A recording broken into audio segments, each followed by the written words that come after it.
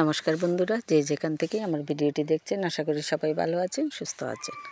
তো চলে আসলাম নতুন আরেকটি ভিডিও নিয়ে। আজ রান্না করব শীতের একেবারেই টাটকা সবজি দিয়ে চচ্চড়ি আর বাঁধাকপি, মাছের মাথা দিয়ে ঘন্ট, সরিষা বাটা দিয়ে তেলাপিয়ার মাখা মাখা একটু ঝোল হবে। তো বাড়িতে সবাই মিলে থাকাতে অনেক ঝামেলা কাজের, প্রতিদিন ভিডিও দিতে পারি না। কাজের ঝামেলার কারণে এই যে সকাল 7টায় চুলার পাড়ে আসি, এতটি মানুষের এই যে রুটি বানানো, তেলের রুটি, তারপরে শুকনা রুটি, দুধ গরম করা, চা করা, সব মিলিয়ে দেখা যায় যে এখান থেকে আমার উঠতে উঠতে ঠিক 9:30 বাজে। তো তারপরেও কোনো রকম এই চুলার পাড়ে বসে একটু চা খাই, খেয়ে আবার দুপুরে রান্নার আয়োজন করতে থাকি। কোটা বাছা এটা সেটা করতে করতে কীভাবে 3টা বেজে যায়। এখানেই এক বসাই একেবারে রান্না শেষ করি, কারণ বারে বারে ঘরে যাওয়া আসা, তো মাসিটা থাকাতে একটু সুবিধা। মাসি সব এনে দেয়, এখানে বসে কাটি, এখানে বসে রান্না করি। একেবারে ঘরোয়া পরিবেশে যেভাবে আমরা রান্না করি আমি এইভাবেই পুরাটা তুলে ধরার চেষ্টা করি। কোনো রকম এই যে বাড়তি প্রেজেন্টেশন করা ওই রকম করি না, কারণ করার কোনো রকম সুযোগ নেই। মূলত এখানে আমরা অতিথি হিসাবেই বাড়িতে আসি, যে এক্সট্রা যে কোনো কিছু দেখানোর একেবারে গুছিয়ে এরকম নাই। এই বছরে হয়তো 2বার 3বার সবাই মিলে আসি। ওই যে জিনিসগুলি দেখেন এগুলি কিন্তু আবার যাওয়ার আগে সবগুলি বস্তায় ভরে রেখে যাই, আবার আসার পরে পরে সবগুলি বের করি। তো এখানে এই খুব বেশি জিনিস কেনার খুব একটা ইচ্ছাও থাকে না, কারণ সবাইকে নিয়ে যখন আসি তখন হয়তো 10 দিন 15 দিন এরকম থাকা হয়। আর আমি মাঝে মাঝে যখন আসি তখন আমার এত বাসনের প্রয়োজন হয় না, এত কিছুর প্রয়োজন হয় না।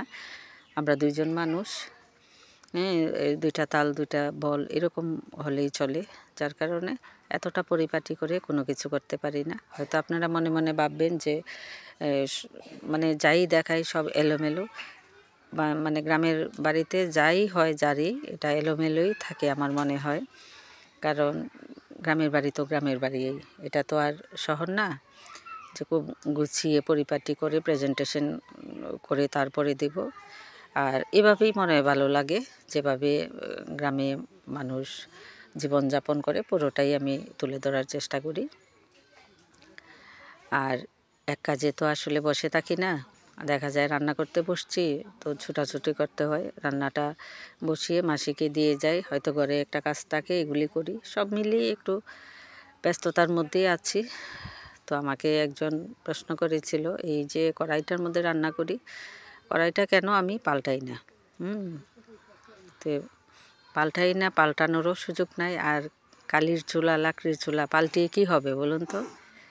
পাল্টিয়ে তো ওই যে যেই লাউ সেই কদুই হবে, কারণ এগুলি তো আসলে একটা জিনিসে রাখা হয়, একটা ভাতের হাঁড়ি, একটা তরকারির হাঁড়ি, কারণ এই দুটা সবসময় লাকড়ির চুলার জন্যই থাকে।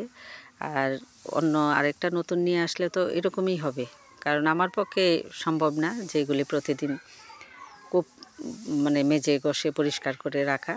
তো এই যে একটা কড়াই দেখছেন, এটা কিন্তু মাসি সারা বছরই তার রান্নার জন্য এটা ব্যবহার করে। আর আমি আসলেও এটার মধ্যে আমি তরকারিটা রান্না করি, কারণ আরেকটা আনবো ওইটাও তো ওই কড়াইয়ের মতোই হবে, যার কারণে আমি পাল্টানোর চেষ্টা করি না। থাক না, কি গ্রামের বাড়ি তো লাকড়ি চুলায় তো সবাই এভাবেই রান্না করে। তো সব মিলিয়ে খুব ব্যস্ততার মধ্যেই দিনগুলি কাটাচ্ছি, আর ভিডিও দিতে পারি না। মূলত এটার জন্যই একটু ওই যে বাড়িতে একটা টাঙ্কি বসাবো আজকে অনেক দিন ধরে, প্রায় 5-6 মাস ধরেই চেষ্টা করি, কিন্তু পারতেছি না।